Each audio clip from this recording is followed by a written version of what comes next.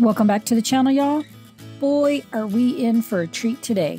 So while I was at the government job, Sean did the east side like I thought he would. Easy first, hard last. And then he has moved on to the north side. So this side has a water spigot on the front. So he has to make the J channel for the water spigot and make sure that the water doesn't go behind the metal but runs down in front of the metal. And then he will apply the metal to the north side of the building. So he has to cut it around all three windows and the door as well.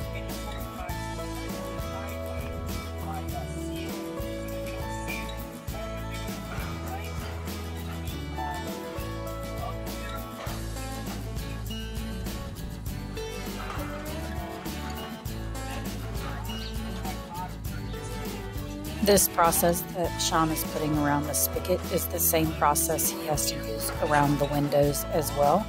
So I do understand the process. You have to cut it in 4 different pieces and insert it, but you have no way of attaching it to it until you caulk it and then screw it in. So it's a little tricky to get all 4 pieces in, but he does it like a champ. Makes it look easy.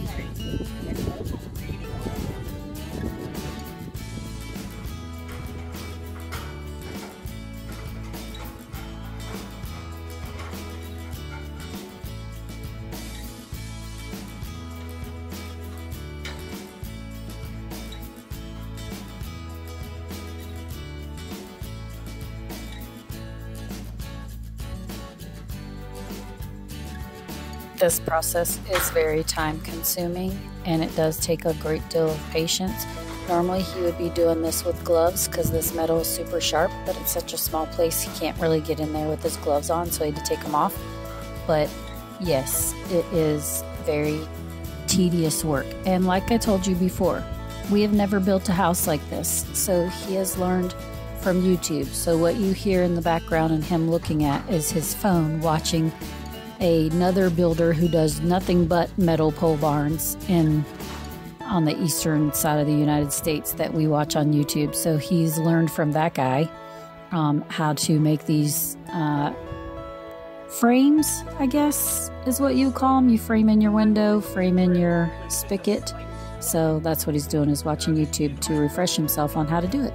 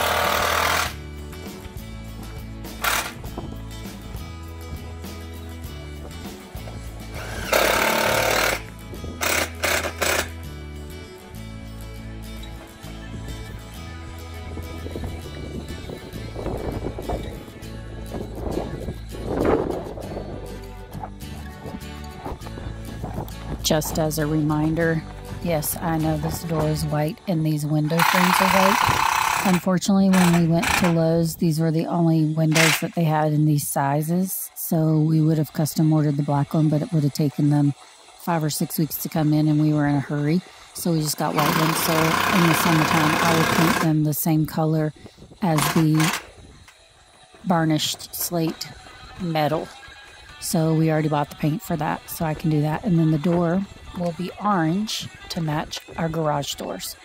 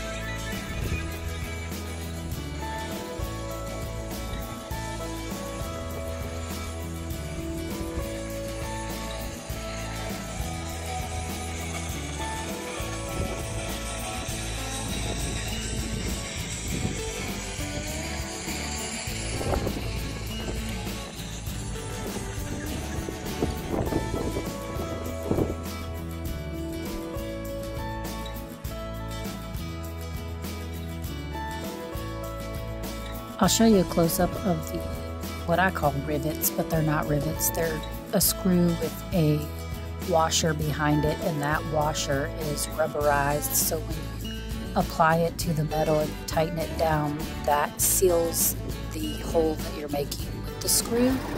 So that's kind of cool, I think. And then we do overlap our metal a couple inches so that the water runs off correctly. And then when Sean installs the pieces, he'll put 2 screws or 3 screws at the top and a couple at the bottom just to get it on, and then he'll go back afterwards and he will line them up with the awl tool that he's already used to pre-drill or preset the holes, and he'll put the screws in horizontally across the pieces. And yes, that is very important because you don't want your screws out of alignment. You want them all in the same line or my OCD goes insane. And then when he's done, he'll come back and put the trim pieces on the corner pieces. So hope that helps with the explanation of how that works.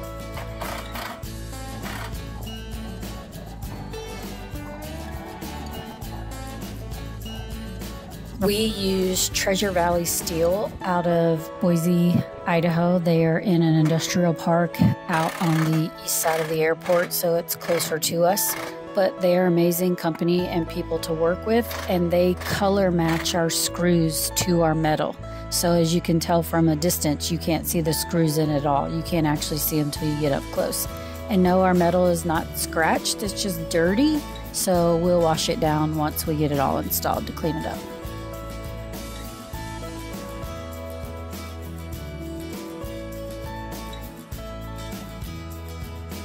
Thanks for watching. Please give us a thumbs up, share, like, subscribe, hit that bell notification so you know the next time that we post our video, and we'll catch you on the next one. Bye.